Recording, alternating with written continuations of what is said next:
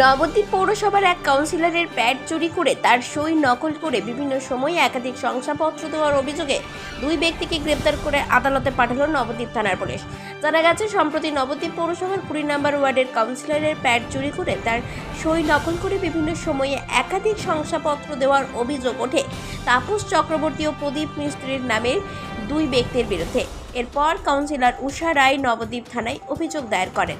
অভিযোগের ভিত্তিতে তদন্তে নেমে নবদ্বীপ থানার পুলিশ তাপস চক্রবর্তী ও প্রদীপ মিস্ত্রিকে গ্রেপ্তার করে শনিবার নবদ্বীপ আদালতে পেশ করে। এই ঘটনার সাথে জড়িত মূল পাণ্ডা গোপাল দেবনাথ নামের অপর এক ব্যক্তির খোঁজে তল্লাশি শুরু করেছে পুলিশ।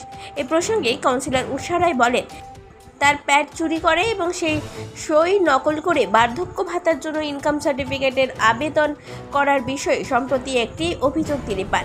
এরপরে ঘটনাটি জানিয়ে থানায় অভিযোগ দায়ের করেন তিনি। বিষয়টি জানার পর মানসিকভাবে বিধ্বস্ত হয়ে পড়ে, বাধ্য হয়েই পুলিশের দ্বারস্থ হন। পরে অভিযোগের ভিত্তিতে পুলিশের দুই ব্যক্তিকে গ্রেপ্তার করে শনিবার আদালতে পাঠান। করে বার্ধক্য ভাতা পাইয়ে দিচ্ছিল, সেই অভিযোগটা আপনার কাছে আসতেই আপনি নাকি কমপ্লেন করেছিলেন। কি কমপ্লেন করেছিলেন?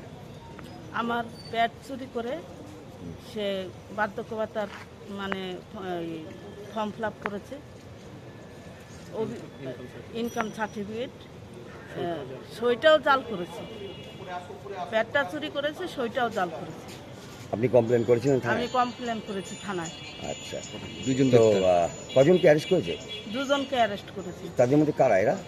একজন হচ্ছে 14 নম্বর ওয়ার্ডের উপভোক্তা তাপস চক্রবর্তী, আর দ্বিতীয়জন হচ্ছে পৌরসভার স্টাফ প্রদীপ মিস্ত্রি। আচ্ছা, মূল মাস্টার মাইন্ড কে?